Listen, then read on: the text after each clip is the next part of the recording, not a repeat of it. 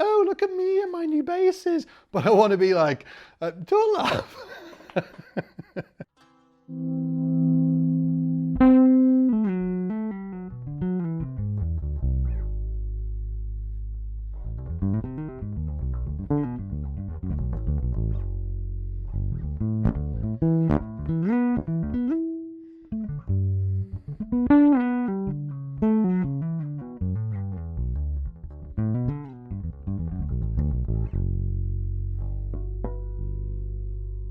So guys, I've got like these two new basses. I really wanted to share it with you, not because I want to be like, oh, look at me and my new basses, but these two basses were actually made by a luthier in Finland called Tom Stenback, who is, in a nutshell, like a bass luthier recluse. It's really hard to find out any information on them. So I've got two now, and I wanted to tell you the story about how I met Tom, what's really unique about these basses, like stuff like the weights that we can put inside, like what these weights are. These are actually like, well, you basically like put the weights inside them on these little things here that go in, like, it's pretty crazy stuff. Because they're really hard to get hold of, there's no information on YouTube about them. So I thought, well, I've got two now, so it's like my duty to be like, oh guys, check out these basses, they're really good, and tell you, you know, if you want to check out more of Tom's stuff, where to go, because he's got no website.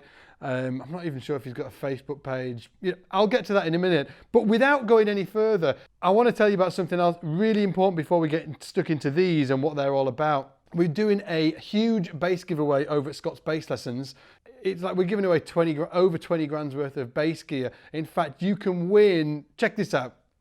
So we're doing a massive giveaway right now, over 20 grand's worth of bass gear. You can win this original 1969 Fender Jazz bass, which is amazing. I want to keep it, and I definitely want to keep this 1964 custom shot reissue because it's mine. I'm throwing my personal jazz bass in the ring for this giveaway, just to say thanks to you guys for being awesome. And I should say as well, we're also giving away some Sire jazz basses. We're giving away some lifetime memberships. We're giving away, what else are we giving away? Some bass straps, and we're probably giving away some other stuff as well. And all you need to do to enter is go to, and don't go away now because I want to tell you about these Stenback basses, but go at the end of this video, right? All you need to do is go to scottsbassgiveaway.com or click the link below, and you can go and, you know, throw your hat in the ring and get one of these bad boys sent to you, or one of the bass straps, or one of the memberships and stuff like that. But don't go anywhere yet. I want to tell you about these basses. In fact, with that said, let's get into the Stenbacks.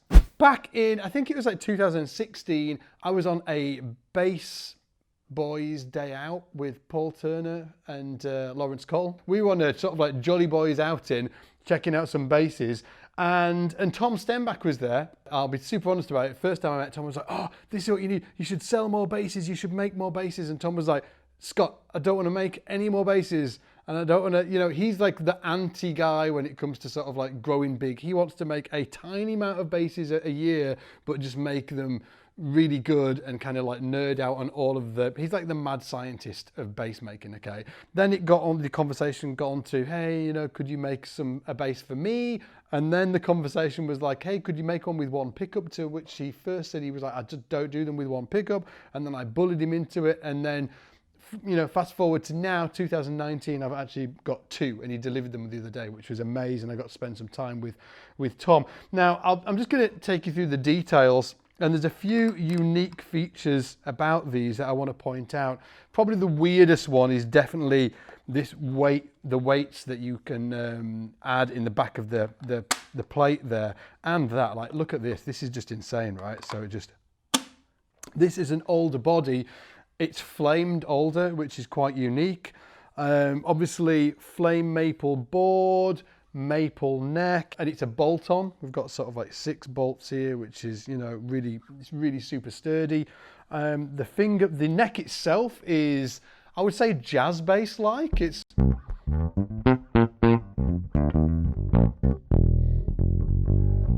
the stuff that makes it unique is, first of all, the pickup. So it's 2 single coils in 1 unit, and the controls are volume, which is great. Tone pots are really important and a really important part of our sound.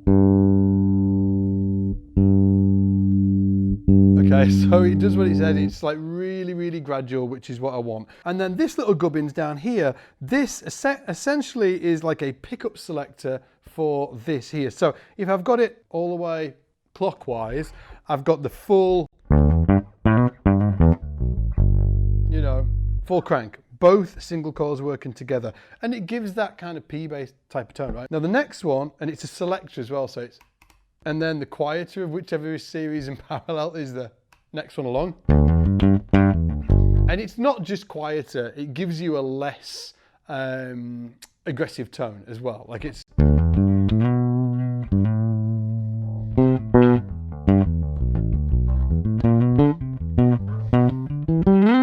now the next one along is this pickup on its own. So again, these are two single coils.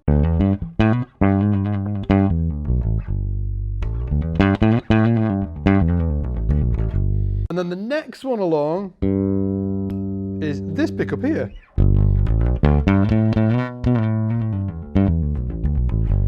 My two favorites, I've got to say, are probably all the way anti-clockwise, which is this pickup here, this single coil, because that is a jazz bass sound, like the neck of a jazz bass.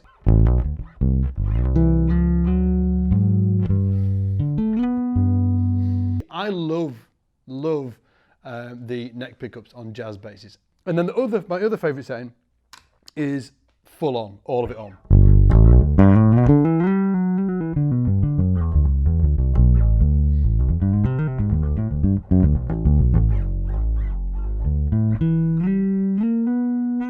Tom is like super into the balance of instruments, and I'm not talking about the actual how the instrument balances. These have got nothing to do with the balance of the instrument. They've got everything to do with the tone and how the strings feel. When you listen to a bass, it's not really the pickups or the bridge or the machine heads or the bodywood or the neck or all of that stuff that makes a difference to, you know, the sound.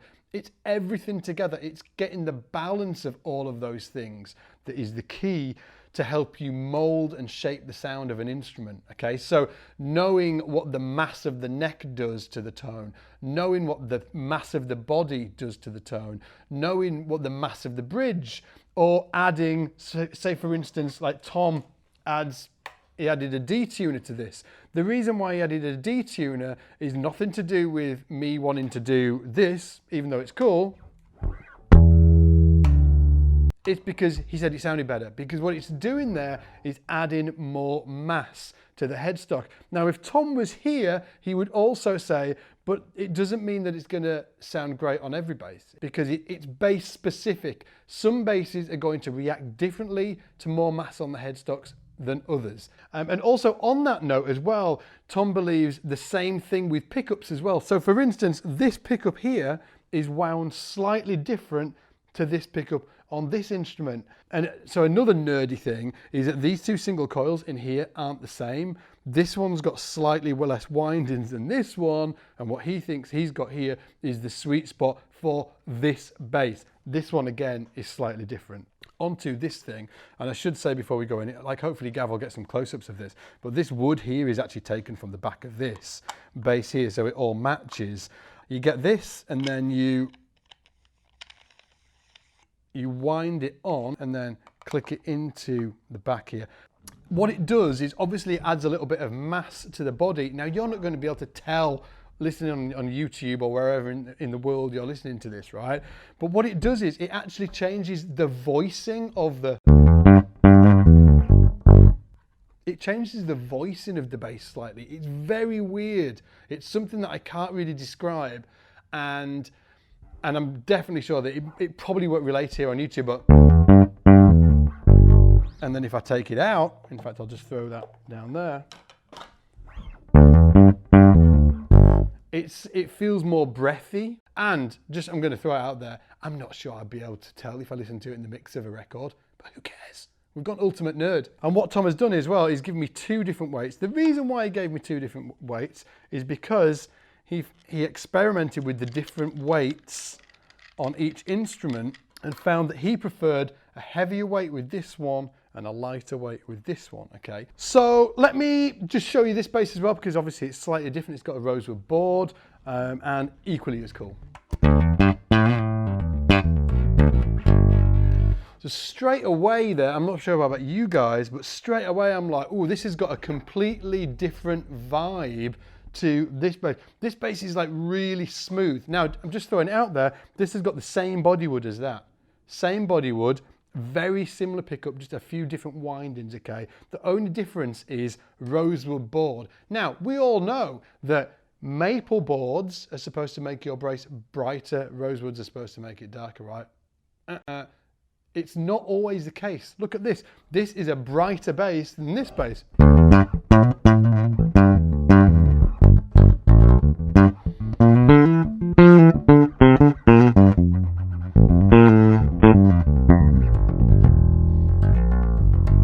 And weirdly, because of that, I play this bass completely differently. On this bass, I kind of want to make beautiful chords and, you know, on this bass,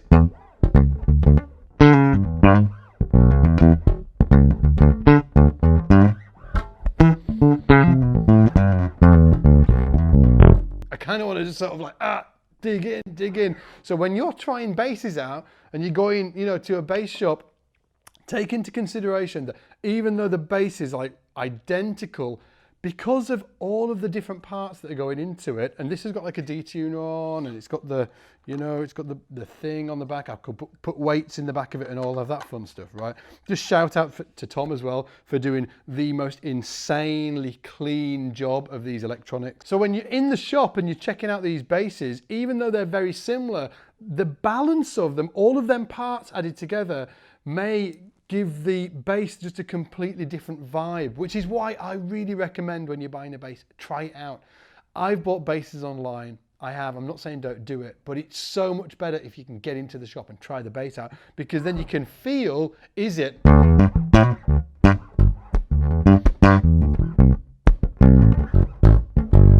Has it got that thing about it? Or has it got this more ethereal kind of beautiful voicing, chordy thing going on?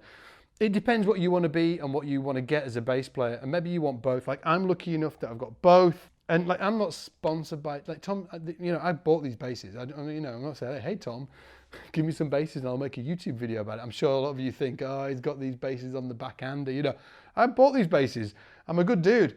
Anyway, if you want to check out more to do with Tom Stenback, or his name's Stenback if I didn't mention it before, Tom Stenback, he has got a Facebook page, but the best way, you can't actually get in contact with him directly as far as I know. The best way is to give, there's a really cool guy called Paul Sips who runs a shop in the Netherlands called Bass Matters, and Morton as well at bassbuddha.com or Buddha. Check Tom Stenback out, you know, go out there and nerd out about him. He's a super cool guy and he needs the bass community to support his art and what he's doing. Now, onto the bass competition.